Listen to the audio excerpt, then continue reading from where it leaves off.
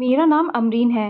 मैं बहुत ज़्यादा खूबसूरत थी, लेकिन मेरी किस्मत मेरी जैसी खूबसूरत नहीं थी। मेरी शादी एक ऐसे आदमी से हुई थी जिसने मेरे साथ बहुत ज़्यादा जुल्म किया और मुझ पर बहुत जुल्म ढाया करता था और जिसका कोई वजह नहीं होती थी। वह छोटी-छोटी बातें जो उसे खुद ही बुरी लग जाती थी कि आज तुमने खाना अच्छा नहीं बनाया, आज तुमने मेरे कपड़े इस्त्री नहीं किया। मुझे समझ नहीं आती थी कि उससे मुझे मार कर क्या मिलता है। मेरी शादी जब हुई थी और मुझे आज समझ आ गया था, बेटा अब तुम जिस घर में जा रही हो उस घर से तुम्हारी लाश ही निकलनी चाहिए। इसलिए मैंने किसी को भी नहीं बताया कि मेरे साथ वहाँ क्या होता था। मैं समझती थी यह सब कुछ नॉर्मल है, लेकिन मेरी पहली शादी थी, मुझे पता नहीं था जिस तरह मेरा पति मुझे मारता पीटता था ऐसे कोई भी अपनी बीवी को नहीं मारता। वह मुझे ऐसे मारता था जैसे पुलिस वाला है और मैं कोई मुजरिम हूँ जिससे वह जुर्म उगलवाना चाहता हो। मैं चुपचाप मार खाती रहती थी, छोटे छोटे जख्मों को छुपाती रहती थी। जब कोई बड़ा जख्म आ जाता था तो कहती कि गिर गई थी। अल्लाह ताला ने मुझे एक बेटी भी दे दी, मगर मेरे पति को भी फिर भी शर्म नहीं आई थी। उसे एहसास नहीं हुआ था कि जिसके साथ जुर्म कर रहा हूँ वह भी तो किसी की बेटी है। कल को मेरी बेटी के साथ भी यह सब हो सकता है। जिंदगी इसी तरह बीत रही थी। मेरे पति ने मुझे इतना मारा कि मेरी टांग तोड़ दी और उसी दिन मेरा एक भाई जो बाहर विदेश में रहता था वह अचानक से मुझसे मिलने आया था। उसने यह सब देख लिया। उसने कहा कि मैं अपनी बहन को यहाँ पर नहीं रहने दूंगा। वह मुझे साथ ले जाना चाहता था। मेरे पति ने भी कहा कि अगर वापस गई तो मैं उसे डिवोर्स दे दूंगा। मेरे भाई ने कहा कि डिवोर्स भेज दो, फिर उसके बाद मैं तुझे ठीक करूंगा। मेरे पति ने तैस में आकर मुझे डिवोर्स की दे दी और उसके बाद मेरे भाई ने उस पर केस करवा दिया। उसने हमारी बहन पर बहुत ज़्यादा जुल्म किया है, टांग तोड़कर खराब कर दी है। अब मैं पहले की तरह ठीक से चल भी नहीं पाती थी क्योंकि मेरे पैरों में बड़ा तकलीफ होता था और मैं लंगड़ा लंगड़ा कर चला करती थी। फिर भी मेरी शादी दोबारा से करवाई और अब मेरी शादी एक अच्छे भले इंसान से हुई थी। सब हैरान थे, मुझ जैसी लड़की की भी दूसरी शादी हो गई। मेरा दूसरा पति पहले से ही शादीशुदा था, लेकिन उसका कोई बच्चा नहीं था। वह देखने में ज़्यादा बड़ी उम्र का भी नहीं लगता था। फिर भी उसने मुझसे शादी कर ली क्योंकि वह मेरे भाई का दोस्त था। सब कह रहे थे कि यह एक अच्छा इंसान है, इसलिए उसने शादी कर ली। हम लोग भी तसल्ली में थे। शादी के बाद जिंदगी अच्छी चल रही थी। मेरा पहला पति तो मुझे बहुत मारता पीटता था, मगर यह वाला पति मेरा बहुत ख्याल रखता था। अगर कभी कभी थोड़ी बहुत नोकझोंक हो जाती या गुस्सा कर देता तो मुझे इतना बुरा नहीं लगता था, लेकिन पहले वाला पति तो मुझे मारने के लिए बहाना चाहिए होता था। मैं जिंदगी भर अंधेरे में ही रही थी, इसलिए अब रोशनी मुझे बहुत ही ज़्यादा खूबसूरत लग रही थी। और अगर कभी कभी थोड़ा अंधेरा नजर आ जाता तो इतना डर नहीं लगता था। जिंदगी इसी तरह बीतने लगी। जब पहले पति से डिवोर्स हुई तो मेरी बेटी 5 साल की थी। आज मेरी दूसरी शादी को 9 साल हो चुके थे। मेरी बेटी 14 साल की हो गई थी और मेरी तरह ही ज़्यादा खूबसूरत थी। जब मैंने 5वीं क्लास तक उसे पढ़ा ली तो उसके बाद उसे बड़े स्कूल में दाखिला करवाना था। मेरे पाँव की वजह से मैं ज़्यादा आना जाना नहीं कर पाती थी। मेरा पति भी मेरी बेटी को बहुत प्यार करता था, कहता था उसे तो मैं पढ़ा लिखा कर डॉक्टर बनाऊंगा। मेरे पति ने उसको एक नए स्कूल में एडमिशन करवा दिया। असल में मेरी बेटी के 2 साल खराब भी हुए थे मेरे डिवोर्स और इन सारी समस्याओं में पड़ा। आज वह बड़े स्कूल में पहले से ही पढ़ रही होती। 14 साल की, अभी 8वीं क्लास में ही थी। मेरी बेटी बहुत खूबसूरत थी और लंबी चौड़ी थी, अपनी उम्र से भी ज़्यादा बड़ी लगती थी। अपनी क्लास में सिर्फ मेरी बेटी ही ज़्यादा उम्र की लगती थी। वह कहती थी माँ लड़कियाँ मेरा मजाक उड़ाती हैं। मैंने कहा कि तुम चुपचाप पढ़ाई करो क्योंकि पढ़ाई बहुत ज़रूरी है। मेरा पहला पति अजीब था, मेरी बेटी को पढ़ाने पर भी राजी नहीं था। तभी उसके 2 साल खराब हो गए थे। लेकिन एक बात बड़ी अजीब थी, जब से मेरी बेटी ने नए स्कूल में जाना शुरू किया था वह हर दूसरे दिन बेहोश हो जाती थी। जब पहली बार मुझे स्कूल से कॉल आई तो मैं बहुत परेशान हो गई। जल्दी अपने पति को भेजो कि जाकर बेटी को ले आए, वह बेहोश हो गई है। मैं बहुत ज़्यादा परेशान थी। अचानक मेरी बेटी को क्या हो गया था? उसकी भी तो एक बुरी आदत थी, सुबह सुबह नाश्ता करके नहीं जाती थी। पति उसको वापस ले आया, लेकिन 2 घंटे लगा दिया। मैंने कहा 2 घंटे कहाँ लगाए? उसने कहा कि स्कूल वाले अजीबोगरीब तरह के सवाल कर रहे थे। आप उसके पापा हैं, लेकिन उसके पिछले सर्टिफिकेट पर तो किसी और का नाम लिखा है। मैंने बताया कि मैं उसका सौतेला बाप हूँ। तो मुझसे स्कूल वालों ने कोई कागज़ साइन करना था और फिर बच्ची से पूछा कि यह आपके पापा हैं। जब उसने कहा कि मेरे पापा हैं, तब उन्होंने बच्ची मेरे हवाले की। वहाँ से उसे मैं डॉक्टर के पास ले गया। उसकी हालत बहुत बुरी थी। डॉक्टर के पास बहुत भीड़ था। इसी सब में 2 घंटे लग गए, लेकिन अब उसकी तबीयत पहले से अच्छी है। मेरी बेटी पहले से अच्छी हो गई थी, लेकिन उसे बहुत नींद आ रही थी। वह जल्दी सो गई। ऐसा पहले कभी नहीं होता था। जब वह छोटी बच्ची भी थी, तब भी नहीं होता था। अभी तो माशाअल्लाह से बड़ी हो रही थी। असल परेशानी मेरी तब शुरू हुई जब अगले हफ्ते भी यही दोबारा से मेरी बेटी को मेरे पति ने डॉक्टर के पास ले गए थे।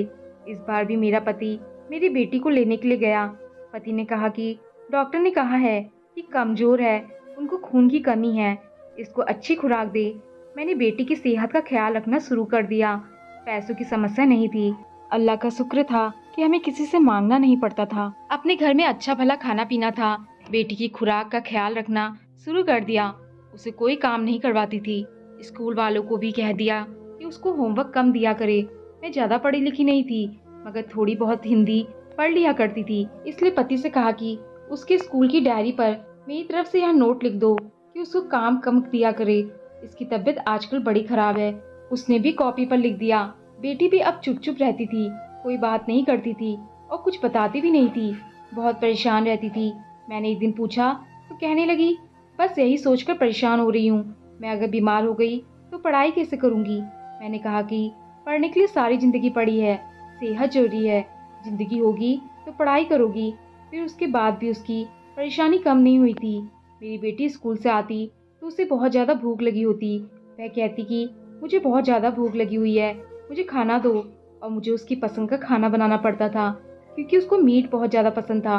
वह सब्जियां नहीं खाती थी। रात को दूध पिलाया करती थी। हम उसे फल फ्रूट भी खिलाते थे। उस सब पर बहुत पैसा खर्च हो जाता था। पति से कहा कि बहुत खर्च हो रहा है, तो कहने लगा कि बच्चों के लिए तो इंसान कमाता है। वैसे उसने यह बहुत अच्छी बात की थी। यह बेटी उसकी नहीं थी, लेकिन फिर भी वह उसका बहुत ख्याल रखता था। मैं सिर्फ उस बात पर हैरान थी कि हफ्ते के अंदर ही मेरी बेटी बेहोश क्यों होती है। क्योंकि एक बार तो चलो इत्तेफाक से हो जाता है, लेकिन हर हफ्ते वाले दिन ही वह क्यों बेहोश हो जाती थी। मैंने उससे पूछा कि हफ्ते वाले दिन तुम क्या स्कूल से ज़्यादा काम मिलता है। उसने कहा कि नहीं, ऐसा कुछ नहीं है, बस मेरी तबीयत खराब रहती है। लेकिन मेरे पति को वह अपनी दिल की बात बता दिया करती थी। मेरा पति शाम को उसे घुमाने भी ले जाता और कहता था कि बाहर लेकर जा रहा हूँ, ताकि उसका मूड अच्छा हो जाए। मुझे एक बात की खुशी थी, वह मेरी बेटी का बहुत ख्याल रखता था और मेरा भी। वरना बातें करने वाले तो चुप नहीं होते। सबने कहा था कि यह तुम्हारी बेटी के लिए एक अजनबी आदमी है, उसके साथ तुम अपनी बेटी को रखोगी, उससे अच्छा है कि शादी ही ना करो। मुझे कभी कभार यह सोचकर अपने पति पर शक भी होने लगा था, मगर मैं ऐसा शक अपने दिमाग में नहीं लाना चाहती थी। वैसे भी मेरा पति मेरे साथ अच्छा व्यवहार करता था। देखने में ऐसे नहीं लगता था, मुझे भी बहुत प्यार करता था। इतने सालों में उसने मुझे काफ़ी इज्जत दी और अल्लाह ताला ने हमें दोबारा कोई औलाद भी नहीं दी थी। अगले हफ्ते फिर मेरी बेटी बेहोश हो गई, और वह भी हफ्ते वाले दिन। और इस बार रात को मैंने अपनी बेटी के रोने की आवाज़ सुनी। मैं हैरान थी कि किस बात पर रो रही है। मैं अंदर चली गई। आखिर मेरी बेटी थी, मुझे तो पता करना था। उसने कहा कि मैं बीमार होने की वजह से पढ़ाई ठीक से नहीं हो रही है। आज मुझे साइंस की टीचर ने डांटा है। मैंने कहा कि उनको नहीं पता कि तुम्हारी तबीयत खराब है। उसने कहा कि पता है, लेकिन ऐसे ही मैंने दिल में सोच लिया कि मुझे स्कूल जाकर बात करनी चाहिए। लड़कियों का स्कूल है, मेरे पति को अंदर जाने नहीं देते होंगे। वह भला उनसे कैसे बात कर सकता है। मुझे उसकी क्लास टीचर से ही खुद ही बात करनी चाहिए थी। उसकी तबीयत खराब है, उसको कम काम दिया करो, और अगर कोई गलती हो जाए तो उसकी सज़ा नहीं दिया करो। बीमार बंदा तो अपने आप को तो संभाल नहीं सकता, पढ़ाई कैसे करेगा। जहाँ तक मुझे पता है, मेरे पति की तनख्वाह सिर्फ 15,000 थी, लेकिन आजकल उसके पास बहुत सारे पैसे आए हुए थे। जब मैंने पूछा, कहने लगा एक दोस्त के कारोबार में पैसे तो लगाए हैं, उसमें बहुत मुनाफा हो रहा है। मैंने कहा चलो अच्छी बात है। दिन यूं ही बीतने लगे। एक दफ़ा मुझे स्कूल से कॉल आई कि बच्ची की तबीयत खराब हो गई है, उसको ले जाइए। तो मैं अपने पति से कहा कि मैं खुद ही चली जाती हूँ, आप रहने दे, या फिर हम दोनों मिलकर चलते हैं। यह जानकर मेरे पति के चेहरे का रंग उड़ गया। इस तरह से घबरा गया कि ना जाने पता नहीं क्या हो जाएगा। कहने लगा नहीं, तुम रहने दो, मैं खुद ही चला जाऊंगा। इस टाइम बहुत भीड़ होता है, तुम कहाँ जाओगी? मैंने कहा, मैं अकेली नहीं जाती, आप भी मेरे साथ चलो। मैं आपके साथ चलती हूँ। मेरे पति ने कहा कि नहीं, मैंने उसे डॉक्टर के पास ले जाना है। डॉक्टर के पास भी भीड़ होता है, छोटा सा क्लिनिक है, वहाँ बैठने की जगह नहीं होती। मेरे पति ने सारे बहाने कर लिया, लेकिन मुझे जाने नहीं दिया। वह मेरी बेटी को 2-3 घंटे बाद वापस लेकर आया। मुझे दाल में कुछ काला लगता था, कुछ ना कुछ गड़बड़ जरूर है। मेरे पति की शक्लें बता रही थी कि वह मुझसे बार बार झूठ बोल रहा है, कुछ चल रहा है उन दोनों बाप बेटी के बीच, और मेरे पति भी उसका साथ दे रहा था। उस उम्र में कोई बच्चा पढ़ाई करना नहीं चाहता है, पर मेरी बेटी तो ऐसी नहीं थी, और मेरा पति भी इतना बेवकूफ़ नहीं हो सकता था कि बच्चों के साथ मिल जाए। इसलिए मैंने सोच लिया कि अब मैं फ़ोन का इंतज़ार नहीं करूँगी, इसी हफ्ते टाइम निकालकर खुद उसको लेने चली जाऊँगी। पता करूँगी कि आखिर ऐसा क्या होता है कि मेरी बेटी इतना थक जाती है, और उसके क्लास टीचर से पूछूंगी कि उसको कहीं ऐसे कमरे में तो नहीं पढ़ाते जहाँ पंखा ना होता हो, या फिर उस स्कूल का कोई काम तो नहीं करवा रहे हैं। मेरी बच्ची क्यों बेहोश हो जाती है, वह क्यों स्कूल वालों से बहुत डरती है। अगर उनके साथ कुछ गलत भी कर रहे हैं तो वह घर जाकर बिल्कुल भी नहीं बताती। इसलिए मुझे वहाँ खुद ही जाकर पता करना ही चाहिए था। इसलिए मैंने जाने का इरादा कर लिया। एक दिन मेरा पति काम पर गया हुआ था, और अभी छुट्टी में 2-3 घंटे बाकी थे। मैंने अपने घर के काम जल्दी निपटाकर ख़त्म किया और अपनी बेटी के स्कूल की तरफ चली गई। अजीब बात यह थी, जब से उसका स्कूल में दाखिला करवाया था तब से मैं स्कूल में नहीं गई थी, क्योंकि घर के काम खत्म नहीं होते थे। लेकिन आज मुझे जाना था। लेकिन जब रिक्शा वाले को एड्रेस समझाया और कहा कि मुझे स्कूल में जाना है, तो उसने कहा कि इस नाम का तो वहाँ कोई स्कूल नहीं है। मैं तो हैरान रह गई। मैंने सोचा शायद रिक्शे वाले को कुछ पता ही नहीं है। मैंने कहा, आपको इस एड्रेस का तो पता चल जाएगा। तो कहने लगा, जी हाँ। मैंने कहा, बस मुझे इसी एड्रेस पर उतार देना, स्कूल तो मैं खुद ढूंढ लूँगी। रास्ते में मैं सोच जा रही थी कि एक रिक्शे वाले को तो पूरे इलाके का पता होना चाहिए, लेकिन यह किस तरह का रिक्शा वाला है जिसको कुछ पता ही नहीं है। वहाँ पहुंची तो गली के अंदर स्कूल नजर नहीं आ रहा था, लेकिन जिस स्कूल का नाम मेरी बेटी बताया करती थी उसका नाम मुझे एक बड़े से बिल्डिंग पर नजर आ गया। लेकिन यह बहुत ही पुराना था और कोई उसको पढ़ भी नहीं सकता था। लेकिन मैं समझ गई कि यही स्कूल है। फिर मैंने देखा दरवाजे पर ना कोई बाहर गार्ड बैठा था, और ना ही आसपास में कोई बच्चा या कोई रेहड़ी वाला खड़ा दिखाई दे रहा था। वहाँ तो स्कूल जैसा कोई माहौल ही नहीं लग रहा था।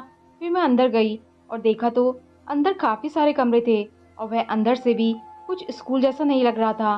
बिल्डिंग बड़ी गंदी थी। एक तरफ मैंने देखा तो अंदर एक आदमी बैठा था जो कि नशा कर रहा था। मैंने सोचा कि इस नर्सरी का यहाँ क्या, बच्चों के स्कूल के अंदर क्यों बैठा है, कोई उसको पूछने वाला नहीं। मुझे बड़ा गुस्सा आया। मैंने सोचा प्रिंसिपल से मिलूंगी तो इस बार मैं जरूर बात करूंगी। थोड़ी देर के बाद मुझे गाने की आवाज़ आने लगी, जिस पर बहुत अच्छा डांस हो सकता था। यानी कि ऐसा गाना था जिस पर कोई डांस कर सकता था, और वह गाना गूंज रहा था। मैंने कहा कि स्कूल के अंदर गाना क्यों गूंज रहा है। फिर मेरा ध्यान में आया कि शायद 15 अगस्त तो आने वाला ही है, इसलिए किसी फंक्शन की तैयारी हो रही होगी, क्योंकि स्कूल में फंक्शन होते रहते हैं। लड़कियां इसी तरह के गानों पर डांस वगैरह परफॉर्म किया करती हैं, और फिर इस तरह से कोई ना कोई फंक्शन होता होगा। और अभी वैसे भी 15 अगस्त आने वाला ही था, लेकिन मुझे यहाँ नहीं पता था कि मेरी बेटी की क्लास कौन सी है। अब मैं सोचने लगी कि मुझे कोई लड़की मिल जाए तो मैं उससे पूछूं कि मेरी बेटी की क्लास कौन सी है। मुझे कोई भी वहाँ पर लड़की नज़र नहीं आ रही थी।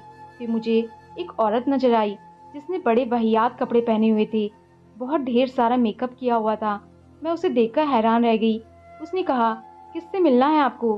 मैंने कहा कि जैस्मिन की क्लास कौन सी है? तो कहने लगी, कौन सी क्लास के बारे में पूछ रही हो दीदी? मैंने कहा कि जैस्मिन कहाँ है, आपको पता है? वह कहने लगी, जैस्मिन जो गोरी सी है, इसके गाल पर तिल भी है। मैंने कहा, हाँ हाँ वही। तो कहने लगी, वह अभी बिजी है। मैंने सोचा कि शायद कोई क्लास चल रही होगी। फिर मैंने कहा, अच्छा आप उसे बुला दीजिएगा। उसने कहा कि आधे घंटे के बाद फ्री होकर आ जाएगी। आप उसकी क्या लगती हैं? मैंने कहा, मैं उसकी माँ हूँ। और वह औरत वहाँ से हंसती हुई चली गई। पता नहीं वह मुझ पर हंस क्यों रही थी। थोड़ी देर बाद मुझे कुछ अजीब सी आवाज़ आने लगी। मैं हैरान रह गई। फिर एक कमरे से एक आदमी बाहर निकला जो अपनी कमीज के बटन बंद कर रहा था, और उस आदमी के पीछे एक लड़की भी थी। मेरे कदमों तले से जमीन निकल गई। क्योंकि यह लड़की कोई और नहीं बल्कि मेरी बेटी जैस्मीन है। मैं हैरान रह गई और एक झटके से मुझे समझ आ गया कि यह कोई स्कूल नहीं बल्कि एक तवायफ खाना था।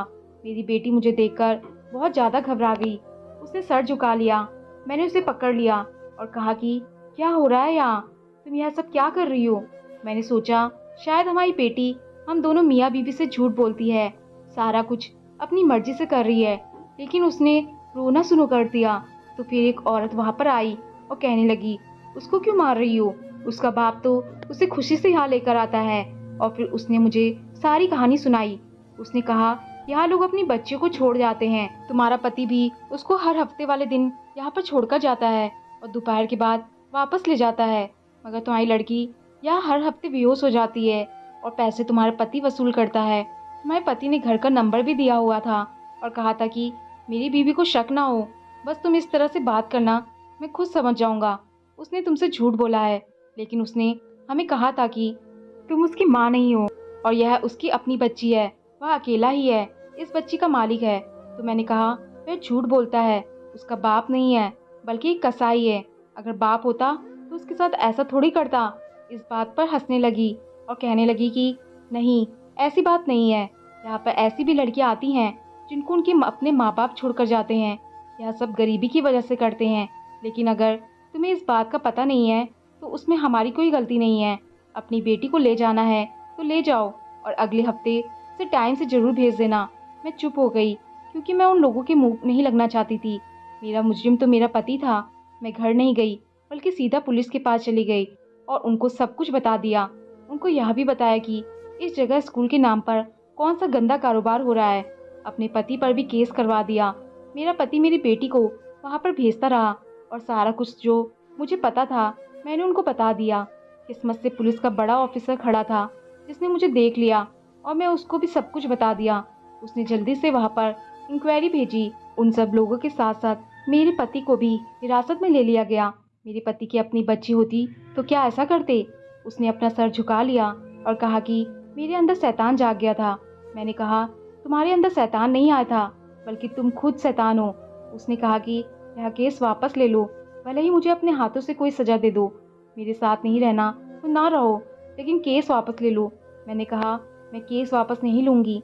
तुम भी उनके गिरोह के साथ शामिल थे, जो सज़ा उनको मिलेगी तुम्हें भी वही मिलेगी। मैंने उसके खिलाफ भी केस करवा दिया था। मैं अब उसके साथ नहीं रहना चाहती थी। मेरी बच्ची की ज़िंदगी बर्बाद होते होते बच गई थी। या तो मेरी बच्ची समझदार थी, वरना उसके सौतेले बाप ने तो कोई कसर नहीं छोड़ी थी। मेरे साथ तो उस जमाने ने जो किया सो किया, लेकिन मैं अपनी बेटी के साथ ऐसा वैसा कुछ बर्दाश्त नहीं कर सकती थी। वह बहुत ज़्यादा डरी हुई थी। उसने मुझे कोई बात नहीं बताई थी। हमने वह मोहल्ला भी छोड़ दिया और अपने पति से डिवोर्स ले ली। उसके बाद अपने भाई के घर दूसरे मोहल्ले में चली गई, जहाँ मेरी बेटी के बारे में कोई भी नहीं जानता था। वैसे तो इस बात के बारे में किसी को पता नहीं चला और मैंने किसी से कोई जिक्र भी नहीं करना चाहती थी। मैंने अपनी बेटी को फिर से स्कूल में एडमिशन करवा दिया। उसने मुश्किल से 12वीं ही पास की। उसके बाद भी घर बैठकर पढ़ाई करती रही, तो मैंने उसकी शादी कर दी। उस बीच मैंने उसे किस तरह संभाला, किस तरह संवारा, सिर्फ मैं ही जानती हूँ। दोस्तों, आपको कहानी पसंद आई हो तो लाइक, शेयर और कमेंट जरूर करें और चैनल पर नए आए हैं तो चैनल को सब्सक्राइब करना ना भूलें। धन्यवाद।